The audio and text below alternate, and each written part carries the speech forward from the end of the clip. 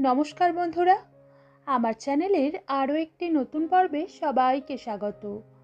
আজ আমি আপনাদের সাথে শেয়ার করব জিভে জল আনা স্বাদে আমড়ার আচারের রেসিপি।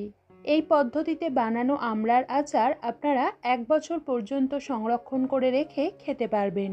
তাহলে আসুন দেখে নেওয়া যাক আমি এই রেসিপি কিভাবে বানিয়ে থাকি।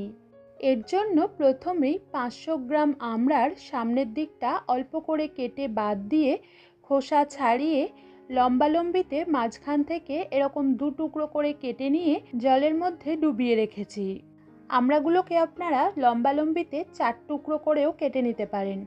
আবার আমড়ার আঁটি যদি অনেক বেশি শক্ত হয়ে যায় তাহলে মাঝখান থেকে 2 বা 4 টুকরো করে কাটতে পারবেন না। সেক্ষেত্রে খোসা ছাড়িয়ে নেওয়ার পর আমড়াগুলোকে গোটা রেখেই সেম প্রসেস ফলো করে এই রেসিপি বানাতে পারেন। এখন এগুলোকে জল থেকে তুলে রোদের মধ্যে একটা কাপড়ের উপর এইভাবে বিছিয়ে দিয়ে 1 ঘন্টা মতো রেখে এর মধ্যে থাকা জলটা শুকিয়ে নেব। তবে 1 ঘন্টার বেশি সময় ধরে এগুলোকে রোদের মধ্যে রেখে শুকোবেন না। আর আচার বানানোর জন্য একদম কচি বা ছোট আমড়া নিলে কিন্তু ভালো হবে না। তাই আচার বানানোর জন্য এরকম একটু বড় সাইজের ও শক্ত আমড়াই নিতে হবে। এরপর একটা কড়া গরম করে নিয়ে এর মধ্যে দিয়ে দিলাম 2 টেবিল চামচ মতো সরষের তেল। আচার বানানোর জন্য সরষের তেলই ব্যবহার করতে হবে।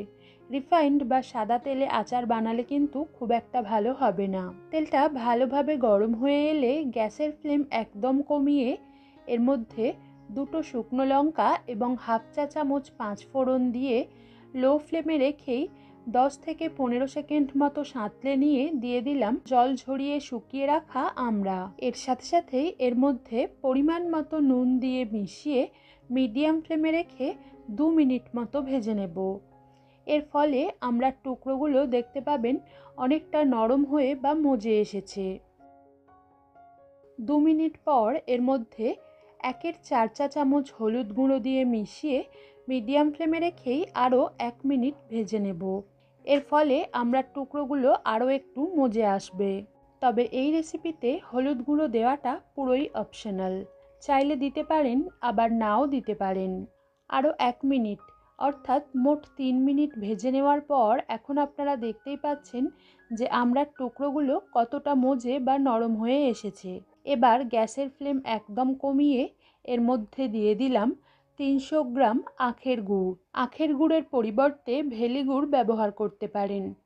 তবে খেজুরের গুড় দিয়ে আচার বানাবেন না। খেজুরের গুড় দিয়ে আচার বানালে আচারের ফ্লেভারটা অন্যরকম হয়ে যাবে।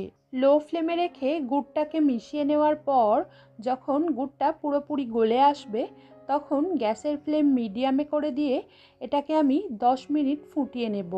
এর ফলে আমরা ভালোভাবে সিদ্ধ হয়ে গিয়ে ঝোলটা ঘন হয়ে আসবে। তবে মাঝে মাঝেই এটাকে নাড়তে হবে, না হলে গুড় দেওয়ার ফলে নিচে বসে পুড়ে যেতে পারে। ততক্ষণে আচারের জন্য ভাজা মশলা বানিয়ে নেব। তাই একটা প্যান গরম করে নিয়ে এর মধ্যে 4টে শুকনো লঙ্কা দিয়ে মিডিয়াম ফ্লেমে রেখে অনবরত নেড়ে এগুলোকে 20 থেকে 25 সেকেন্ড মতো ভেজে নেব। এবার এর মধ্যে 1 চা চামচ 5 ফোড়ন, 1/2 চা চামচ গোটা জিরে এবং 1/2 চা চামচ কালো সর্ষে দিয়ে আরও 20 থেকে 25 সেকেন্ড মতো ভেজে নেব।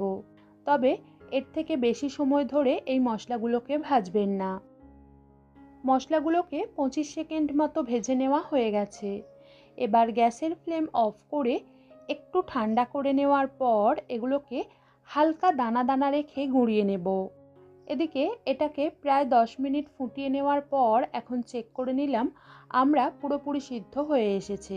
এই পর্যায়ে এর মধ্যে তৈরি করে রাখা ভাজা মশলা গুঁড়ো দিয়ে মিশিয়ে দেওয়ার পর দিয়ে দিলাম 1/2 চা চামচ বিট নুন।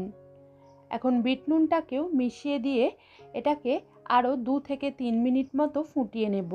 এর ফলে আচারটা আরও একটু ঘন ও রঙটা একটু ডার্ক বা কালচে হয়ে আসবে। মশলা ও বিট নুন দিয়ে আরও 3 মিনিট ফুটিয়ে নেওয়ার পর এখন আপনারা দেখতেই পাচ্ছেন যে আচারের রঙটা কতটা ডার্ক বা কালচে হয়ে এসেছে। এটাই হলো পারফেক্ট আচারের বৈশিষ্ট্য। আর এই পর্যায়ে আমি আপনাদের দেখিয়ে দিচ্ছি, দেখুন আচারের ঘনত্বটা ঠিক কীরকম হতে হবে, অর্থাৎ এর থেকে পাতলা রাখলে কিন্তু খুব একটা ভালো লাগবে না, ঠিক এরকম ঘনই রাখতে হবে।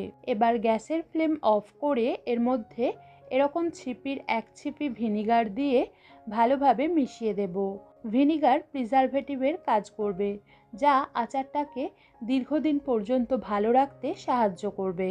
এখন আচারটাকে পুরোপুরি ঠান্ডা করে নিয়ে একটা পরিষ্কার ও শুকনো কাঁচের কিংবা চীনামাটির জারের মধ্যে ভরে মাঝে মাঝে অর্থাৎ সপ্তাহে অন্তত 2 দিন ঢাকনা খুলে একটা পাতলা সুতির কাপড় মুখটায় ঢেকে রোদ্দুরে দিয়ে রাখলে আচার অনেক দিন পর্যন্ত ভালো থাকবে এবং আচারের টেস্টও আরও বাড়বে।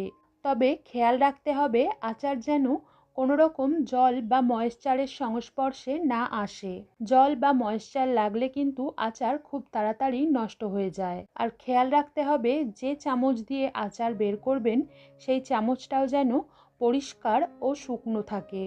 আজ এ পর্যন্তই। সবাই ভালো থাকবেন। বাই।